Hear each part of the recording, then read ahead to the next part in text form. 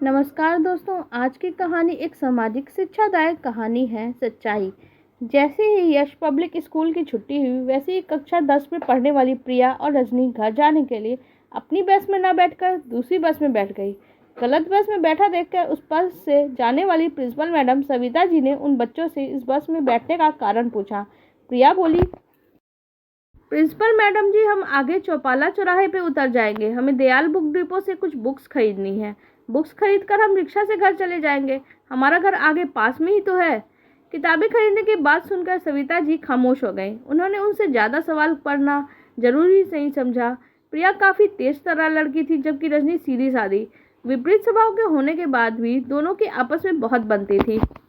सविता जी को घर पहुंचे 2 घंटे बीत चुके थे। खाना बनाकर जैसे ही वो खाना खाने के लिए बैठी, अभी स्कूल के प्रबंधक महोदय मनोज की उनके फ़ोन पे कॉल आई। सविता जी, कक्षा क्लास 10 में पढ़ने वाली प्रिया और रजनी अभी तक अपने घर में नहीं पहुंची है। क्या आपको उनके बारे में कोई जानकारी है? क्या कहा सर? प्रिया और रजनी अभी तक घर नहीं पहुंची है, सविता ने आगे बात करते हुए कहा।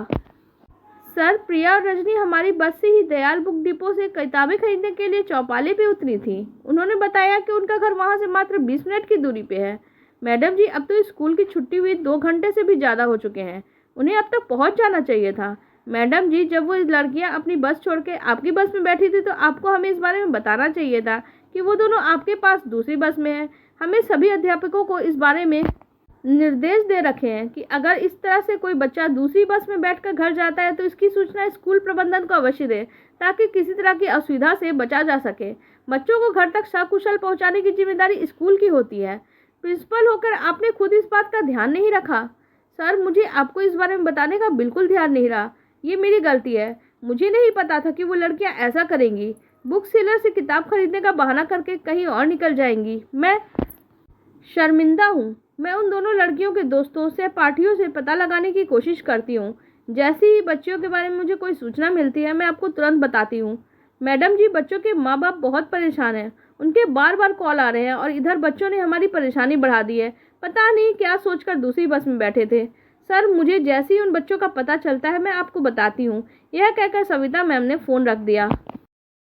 सामने खाना रखा होने के बावजूद सविता जी की भूख उड़ गई। सविता मैम आत्मग्लानि से भर गई। उन्हें खुद पर गुस्सा आ रहा था कि उन्होंने इतनी बड़ी गलती कैसे कर दी। पता नहीं बच्चियां कहाँ होंगी, किस हाल में होंगी। ईश्वर न करे अगर बच्चियों के साथ कुछ गलत हो गया तो वो खुद को तो माफ़ भी नहीं कर पाएंगी। सविता जी एक एक करके प्रिया और रजनी के फ्रेंड्स, क्लासमेट्स को फ़ोन करना शुरू करती है और उनके बारे में जानकारी लेने की कोशिश करती है, लेकिन कहीं से भी उन्हें कोई जानकारी या कोई खबर नहीं मिल पा रही थी। 1 घंटा और बीत गया।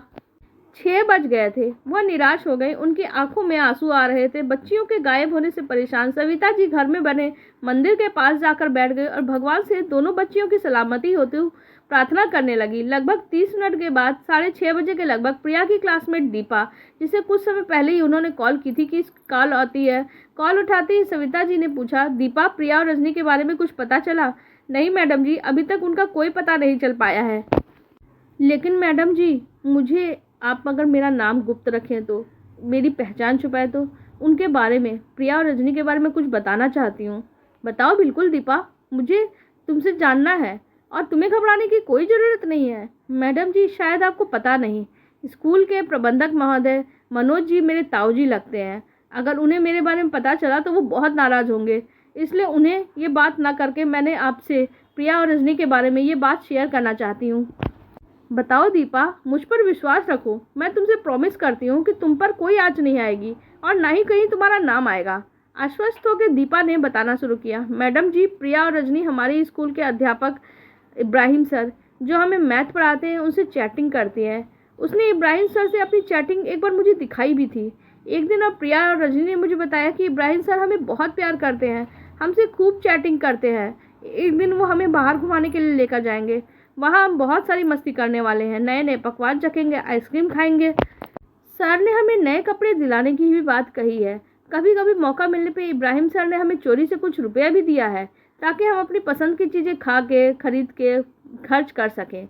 मैडम जी, ना हो मुझे लगता है प्रिया और रजनी कहीं इब्राहिम सर के साथ ही तो घूमने नहीं निकल गई, क्योंकि आज स्कूल की 3 दिन की छुट्टियां हैं। हाँ, ऐसा हो सकता है। थैंक यू दीपा, इतनी इम्पोर्टेंट जानकारी देने के लिए। तुम निश्चिंत रहो, इस मामले में तुम्हारा नाम कहीं नहीं आएगा। यह कहकर सविता जी ने फ़ोन रख दिया। सविता जी को यकीन नहीं हो रहा था कि इब्राहिम सर ऐसा भी कर सकते हैं। इब्राहिम सर का ऐसा घिनौना रूप भी हो सकता है जो बच्चियों को गुमराह करने के लिए, अपने जाल में फंसाने के लिए फ़ोन पे उनसे चैटिंग करने लग गए। कितनी शर्म की बात है। इब्राहिम सर हमने कितनी अच्छी तरह से हमसे पेश आते हैं, लेकिन अब देखो, पीठ पीछे बच्चों पर कुदृष्टि रखते थे। सोचते होंगे कि टीनेज की लड़कियां आराम से उनके झांसे में आ जाएंगी, चंगुल में फंस जाएंगी। बताओ, उन्हें फंसाने के लिए मीठी मीठी बातें करते हैं, रुपए देते हैं, घूमने ले जाने, शॉपिंग करने का लालच देते हैं। धिक्कार है ऐसे दोहरे चरित्र वाले अध्यापक पर। मन में इब्राहिम की छवि लेकर चल रहे सवालों को दरकिनार करके उन्होंने देर न करते हुए तुरंत स्कूल के प्रबंधक महोदय मनोज जी को कॉल लगाकर उन्हें इब्राहिम सर के बारे में सब कुछ विस्तार से बता दिया। किस तरह से प्रिया और रजनी से वो चैटिंग करते थे और कहीं दूर ले जाके घुमाने की बात भी करते थे। सविता जी से बात करने के बाद प्रबंधक महोदय ने इब्राहिम सर को कॉल की तो उनका फ़ोन स्विच ऑफ आ रहा था और इस बात से शक और भी ज़्यादा गहरा हो गया। उन्होंने इब्राहिम सर के पिता रईसुद्दीन पर कॉल की तो पता चला इब्राहिम सर अभी घर पे नहीं आए हैं और उनका फ़ोन भी बंद है। वह भी उनसे संपर्क करने की कोशिश कर रहे हैं और शक की सारी सुइयां इब्राहिम सर की तरफ ही थी। स्कूल के प्रबंधक महोदय उस दिन घर न जाकर स्कूल में ही मौजूद रहकर बच्चियों और इब्राहिम का पता लगाने की लगातार कोशिश कर रहे थे।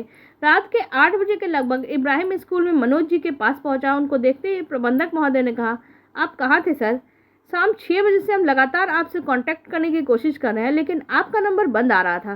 सर, मैं अपने फ्रेंड असलम के यहाँ चला गया था और मेरे मोबाइल की तो बैटरी भी डाउन हो गई थी। मुझे मेरे पिताजी से जैसे ही पता चला कि आप मुझसे संपर्क करने की कोशिश कर रहे हैं तो मैं स्कूल की और इस बारे में 2 लड़कियां गायब हैं। मैंने देरी नहीं की, तुरंत मैं यहाँ आपके पास चला आया। बताइए सर, मैं आपकी कैसे मदद कर सकता हूँ? इत्मीनान से कुर्सी पर बैठते हुए इब्राहिम ने कहा, मुझे उन लड़कियों के बारे में आपसे बात करनी थी। मुझे विश्वसनीय सूत्रों से पता चला कि आपकी उन लड़कियों से बहुत सारी बातें होती थी, चैटिंग होती थी। तुम कहीं उन्हें घुमाने ले जाने वाले थे। आपका उनका बहुत विशेष लगाव था। क्लास पे आप उन पे कुछ ज़्यादा ही ध्यान देते थे और उनकी ओर देखकर मुस्कुराते थे, इशारे भी करते थे। सच सच बताओ कि वो लड़कियां हैं किधर?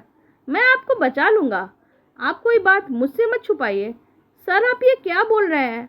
आप मुझ पर झूठा आरोप लगा रहे हैं। जहाँ तक लगाव या प्रेम की बात है, वो तो हर बच्चा मेरी नज़र में समान है। एक टीचर कभी बच्चों में भेदभाव नहीं करता। हाँ, ये सच है कि मेरे क्लास के हर बच्चे दोस्ताना व्यवहार करते हैं मुझसे। जहाँ तक लड़कियों से चैटिंग या बात करने का मामला है तो मैं भला उन बच्चों से क्यों बातें करूँगा? वो तो मासूम है, उनसे बातें करके मुझे क्या मिलेगा? और मैं ऐसा घिनौना काम भला क्यों करूँगा? सर, आप खुद सोचिए, मैं अगर गलत होता, उन लड़कियों को गायब करने में मेरा हाथ होता तो मैं भला यहाँ क्यों आता? आप चाहे तो मेरे फ़ोन की डिटेल्स निकलवा लें, इससे दूध का दूध और पानी का पानी हो जाएगा। मैं आपके साथ हूँ, मैं भी लड़कियों का पता लगाने की कोशिश करता हूँ। इब्राहिम की निसंकोच बातें सुनकर प्रबंधक महोदय आश्वस्त तो हो गए कि बच्चों के गायब होने में इब्राहिम सर का कोई रोल नहीं है। अगर वो गलत होता तो यहाँ आता ही क्यों? इब्राहिम के जाने के बाद मनोज जी ने सविता जी को कॉल करके इब्राहिम सर के आने और उससे हुई बातों के बारे में बताया। सविता जी ने शंका जाहिर करते हुए कहा, सर, जिस बच्ची ने मुझे इब्राहिम सर के बारे में, प्रिया और रजनी की उसकी चैटिंग के बारे में मुझे बताया है, वो 100% सही है। वो बच्ची मुझसे झूठ नहीं बोल सकती। मुझे उस बच्ची की बातों पे पूरा यकीन है। निश्चित तौर पे उन बच्चियों के लापता होने के पीछे इब्राहिम सर का ही हाथ है। तभी तो उन्होंने अपना मोबाइल शाम से ही बंद रखा हुआ था।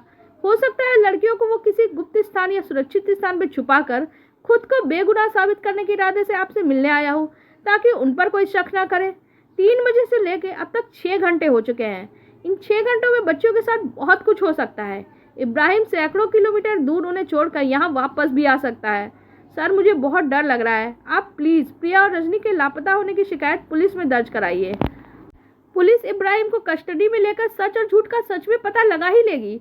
मोबाइल की डिटेल निकालने से भी पता चल जाएगा कि इब्राहिम की प्रिया और रजनी से क्या क्या बातें हुई, कितनी बातें हुई, कब कब बातें हुई, क्या चैटिंग होती थी या नहीं होती थी।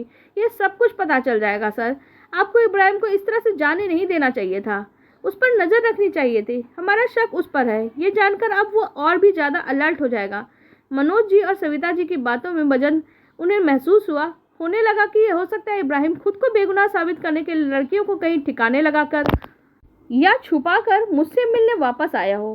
प्रबंधक महोदय मनोज जी ने मौके की नज़ाकत देखकर तुरंत पुलिस में दोनों बच्चियों के लापता होने में इब्राहिम की संदिग्ध भूमिका होने और उनको कस्टडी में लेकर पूछताछ करने की शिकायत दर्ज करवा दी।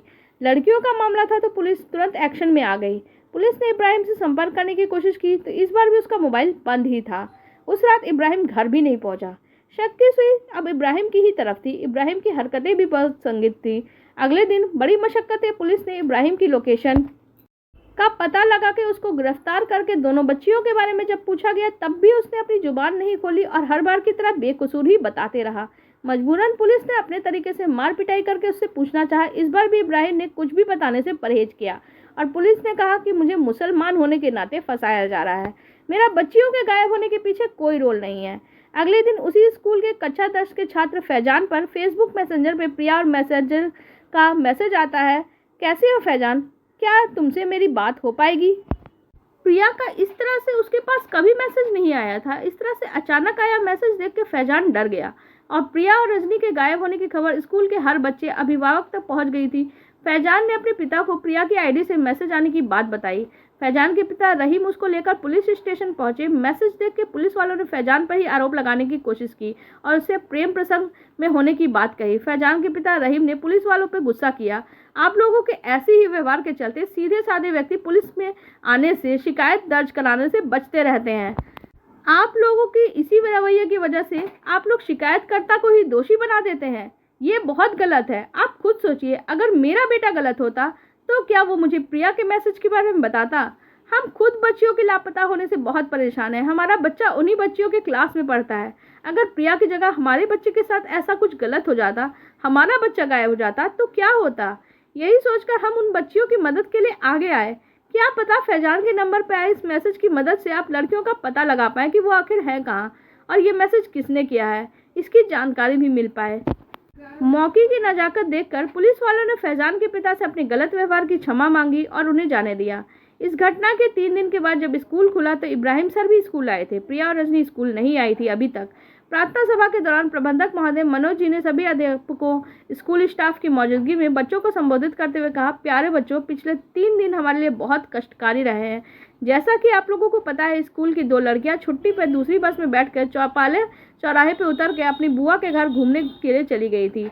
इधर हम लोग बच्चियों के माँ बाप हर जगह उन बच्चों को ढूंढते रहे, बहुत परेशान होते रहे। मेरा अभी सभी बच्चों से निवेदन है कि आप सब कोई ऐसा काम मत करिएगा जिससे तुम्हारे माँ बाप और तुम्हारे अध्यापकों को दिक्कत हो।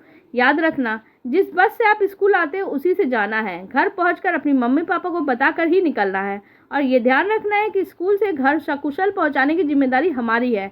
आप लोगों की सुरक्षा की जिम्मेदारी हमारी है। आपकी सुरक्षा के मद्देनजर हम हर बस में आज से GPS लगवा रहे हैं ताकि बस की आपके घर पहुंचने की लोकेशन का हमें पता चलता रहे। आपसे विनम्र निवेदन है कि आप जो भी काम करें अपने माता पिता या अध्यापक के संज्ञान में डालकर ही करें। यह सभी के लिए अच्छा होगा। किसी से नाराज होकर, गुस्सा होकर कोई काम नहीं करें। इस घटना के बाद अध्यापक भी पूरी सतर्कता और जिम्मेदारी से बच्चों के प्रति ड्यूटी निभाएंगे, ऐसी उम्मीद करते हैं। इसके बाद सभी अध्यापक और बच्चे अपनी अपनी कक्षाओं में चले गए। स्कूल की इमेज खराब ना हो, इस बात को ध्यान में रखकर प्रबंधक महोदय ने असेंबली में इब्राहिम सर पर किसी तरह का दोष नहीं लगाया, जबकि सच्चाई यही थी कि इन दोनों बच्चियों के गायब होने के पीछे इब्राहिम सर का ही हाथ था। उन दोनों बच्चियों को इब्राहिम सर कहीं दूर छोड़कर आए थे। वहां से दोनों लड़कियां कहीं दूर दूसरे शहर में भेजी जा सकती थी, बेची जा सकती हैं। हो सकता है उनका शारीरिक शोषण होता रहे या फिर उनके अंग निकाल के उन्हें मार दिया गया हो। उनके साथ कुछ भी हो सकता था। वो दोनों लड़कियां अपनी नासमझी के कारण गहरी दलदल में लगभग फंसी गई थी। लेकिन जब इब्राहिम पकड़ा गया तो उसने साथियों ने प्रिया के फ़ोन से मैसेज करके फैजान को इब्राहिम की तरफ से ध्यान हटाने की कोशिश की। यह सब सोची समझी रणनीति के तहत किया गया। मोबाइल को बंद रखना भी इसी प्लानिंग का हिस्सा था ताकि लोकेशन का पता ना चले। जब भी इब्राहिम मोबाइल खोले उसकी लोकेशन अपने शहर की तरफ ही पाए जाए। पुलिस ने इब्राहिम के मोबाइल की जाँच कराई तो पता चला इब्राहिम फेसबुक मैसेंजर से स्कूल की बहुत सी लड़कियों से बात करता था। कई बार उसने व्हाट्सएप से भी कई लड़कियों से संपर्क साधने की कोशिश की, चैटिंग की। इब्राहिम को छुड़ाने के लिए इब्राहिम के दोस्तों को मजबूरी में उन लड़कियों को छोड़ना पड़ा था। अगर वो ऐसा नहीं करते तो उनके भी पकड़े जाने का डर था। यह साबित हो चुका था कि इब्राहिम दोषी है, लेकिन पुलिस ने एक मोटी रकम लेकर इब्राहिम के खिलाफ कोई केस नहीं दर्ज किया। लड़कियों को उनके परिवार की बदनामी से बचाने के लिए, स्कूल की रेपुटेशन बचाने के लिए बच्चियों द्वारा बुआ के घर चली जाने का खेल रच दिया गया और स्कूल की झूठी शान और इज्जत बचाने के खातिर मजबूरी में स्कूल प्रबंधन ने इब्राहिम को तुरंत स्कूल से निष्कासित भी नहीं किया। मामला ठंडा होने के बाद लगभग 1 महीने बाद इब्राहिम को विद्यालय से निकाल दिया गया। अगर उस घटना के बाद इब्राहिम को विद्यालय से निकाल दिया गया था तो स्कूल प्रशासन और स्कूल स्टाफ की कार्यशैली पे ही प्रश्न चिन्ह लग जाता। प्रिया और रजनी लौटी तो जरूर। इस घटना के पूरे 1 वर्ष और ना के बराबर ही वो स्कूल आती जाती रही। वो सिर्फ एग्जाम वाइवा देने ही स्कूल आती थी। उन्होंने लगातार स्कूल आना छोड़ दिया था और वास्तव में वो बुआ के घर गई होती तो इस तरह से उन्हें मुंह छिपाने की जरूरत नहीं पड़ती। अभिभावकों, स्कूल प्रबंधन को भी डर था कहीं स्कूल नियमित आने से दोनों बच्चियां अन्य बच्चों और सहपाठियों को सच्चाई ना बता दे। जरूर बच्चियों के साथ कुछ ना कुछ तो गलत हुआ था। इस तरह से एक बहुत बड़ी घटना को या सच्चाई को सबके सामने आने से रोक दिया गया। आखिर बच्चियों और उनके अभिभावकों की और स्कूल की इज्जत का जो सवाल था, मनोज जी और पुलिस के अलावा इस घटना की पूरी सच्चाई अगर किसी को पता थी तो वो सिर्फ सविता जी ही थी। कहानी कैसी लगी कमेंट सेक्शन में जरूर बताइएगा। धन्यवाद।